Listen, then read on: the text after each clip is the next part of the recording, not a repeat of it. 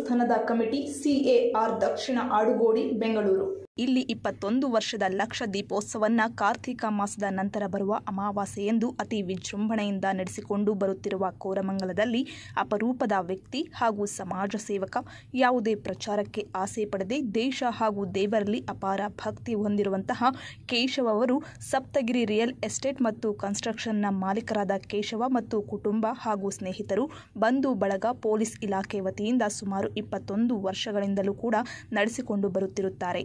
ಈ ದೀಪೋತ್ಸವದ ಕಾರ್ಯಕ್ರಮಕ್ಕೆ ವಿಶೇಷವಾಗಿ ಮಹಿಳೆಯರು ಭಾಗವಹಿಸುವುದರ ಮೂಲಕ ದೀಪೋತ್ಸವವನ್ನು ಅತಿ ವಿಜೃಂಭಣೆಯಿಂದ ಆಚರಿಸಿಕೊಂಡು ಬರುತ್ತಾರೆ. ಸರಿಸುಮಾರು 3,000 ಜನರು ಈ ದೀಪೋತ್ಸವದ ಕಾರ್ಯಕ್ರಮದಲ್ಲಿ ಭಾಗವಹಿಸಿ ಶ್ರೀ ಚಾಮುಂಡೇಶ್ವರಿ ಅಮ್ಮನವರ ಸೇವೆ ಸಲ್ಲಿಸಿಕೊಂಡು ಬರುತ್ತಿರುತ್ತಾರೆ. ಈ ಸೇವೆಗೆ ಬರುವ ಭಕ್ತಾದಿಗಳಿಗೆ ಕೇಶವ ಕುಟುಂಬ ಮತ್ತು ಅವರ ಸ್ನೇಹಿತರು ಸೇರಿಕೊಂಡು ಅನ್ನದಾಸೋಹ ಕಾರ್ಯಕ್ರಮವನ್ನು ಏರ್ಪಡಿಸಿದ್ದಾರೆ. ಈ ಬಗ್ಗೆ ಮಾತನಾಡಿದ ಕೇಶವ ಅವರು, ನಾಡಿನ ಜನತೆಗೆ ದೇವಿಯು ಒಳ್ಳೆಯದನ್ನ ಮಾಡಲಿ ಎಂದು ದೇವರಲ್ಲಿ ಬೇಡಿಕೊಂಡರು.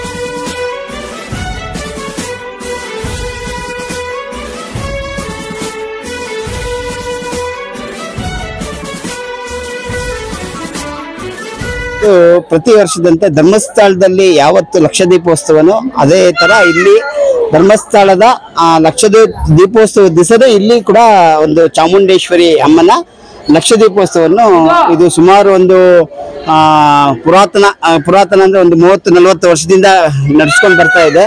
ಈ ಒಂದು ಕಾರ್ಯಕ್ರಮ ನನಗೆ ಈ ಒಂದು ಸೇವೆ ಸಿಕ್ಕಿ 21 ವರ್ಷ ಆಯ್ತು. ಇವತ್ತಿಗೆ ಈ ಸೇವೆನ ಬಿಡದೆ ಪ್ರತಿ ವರ್ಷ ನಾನು ಹಾಗೂ ನನ್ನ ಒಂದು ಸ್ನೇಹಿತರ ಬಳಗ ಹಾಗೂ ನಮ್ಮ ಒಂದು ಸಂಬಂಧಿಕರು ಪ್ರತಿ ವರ್ಷನೂ ಅವರು ದೂರದ ಊರುಗಳಿಂದ ಬಂದು ಈ ಒಂದು ಕಾರ್ಯಕ್ರಮನ ಅತಿ ವಿಜೃಂಭಣೆಯಿಂದ ನಡೆಸ್ಕೊಡ್ತಾ ಇದ್ದಾರೆ.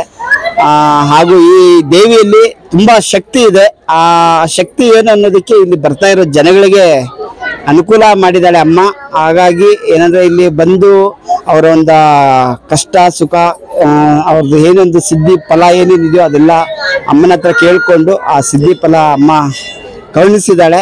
ಹಂಗಾಗಿ ಈ ಜನ ಪ್ರತಿ ವರ್ಷ ಒಂದು ಸುಮಾರು ಒಂದು 2,500-3,000 ಜನ ಇಲ್ಲಿ ಪ್ರತಿ ವರ್ಷ ಬಂದು ಈ ಒಂದು ಲಕ್ಷ ದೀಪೋತ್ಸವಕ್ಕೆ ಕಾರ್ಯಕ್ರಮಕ್ಕೆ ಪಾಲ್ಗೊಳ್ತಾರೆ.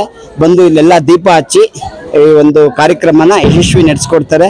ಹಾಗೆ ನಾವು ಕೂಡ ಇಲ್ಲಿ ಪ್ರತಿ ವರ್ಷ ಇಲ್ಲಿ ಒಂದು 3,000 ಜನಕ್ಕೆ ಅನ್ನ ಸಂತರ್ಪಣೆ ಕಾರ್ಯಕ್ರಮವನ್ನು ಪ್ರತಿ ವರ್ಷ ಬಿಡದಂಗೆ ನಾವು ಇಲ್ಲಿ ನಡೆಸ್ಕೊಂಡು ಬರ್ತಾ ಇದ್ದೀವಿ. ಹಾಗೂ ನಮ್ಮ ಸ್ನೇಹಿತರ ವೃಂದ ಹಾಗೂ ನಮ್ಮ ಒಂದು ಸಂಬಂಧಿಕರು ಎಲ್ಲ ಸೇರಿ ಒಂದು ಕಾರ್ಯಕ್ರಮನ ಅತಿ ವಿಜೃಂಭಣೆಯಿಂದ ನಡೆಸ್ಕೊಡ್ತಾ ಇದ್ವಿ. ಈ ಒಂದು ದೇವಸ್ಥಾನದ ಮುಖ್ಯ ಎಲ್ಲ ಒಂದು ಕಾರ್ಯಕ್ರಮಗಳಿಗೆ ಅವರ ಒಂದು ಪರ್ಮಿಷನ್ ತಗೊಳ್ಬೇಕು. ಅದು ತಗೊಂಡಾದ್ಮೇಲೆ ಅವ್ರ ಪರ್ಮಿಷನ್ ಆದ್ಮೇಲೆ ಈ ಒಂದು ಕಾರ್ಯಕ್ರಮಕ್ಕೆ ಅವರು ಚಾಲನೆ ಕೊಡ್ತಾರೆ. ಸುಮಾರು ಒಂದು 10 ವರ್ಷದಿಂದ ಬರ್ತಾ ಇದೀವಿ ನಾವಿಲ್ಲಿ. ತುಂಬಾ ಶಕ್ತಿ ಇರುವಂತ ದೇವಸ್ಥಾನ ಇದು, ಒಳ್ಳೆ ಮಹಿಮೆ ಇರುವಂತ ದೇವ್ರು ಕೂಡ. ನಮ್ಗೆ ಹಬ್ಬ ಅಂದ್ರೆ ಇದು ದೀಪೋತ್ಸವ ಬಂದೇ ಬರ್ತೀವಿ, ನಾವು ಮಿಸ್ ಮಾಡೋದೇ ಇಲ್ಲ. ಈಗ ಕೂಡ ನಾವು ಇಲ್ಲಿಲ್ಲ ಆಕ್ಚುಲಿ, ಬಟ್ ಆದ್ರೂ ಬೇರೆ ಕಡೆಯಿಂದ ಬಂದಿರೋದು. ಆಗಿದೆ, ಖಂಡಿತ ಆಗಿದೆ. ತುಂಬಾ ಶಕ್ತಿ ಇರುವಂತ ದೇವ್ರಿದು.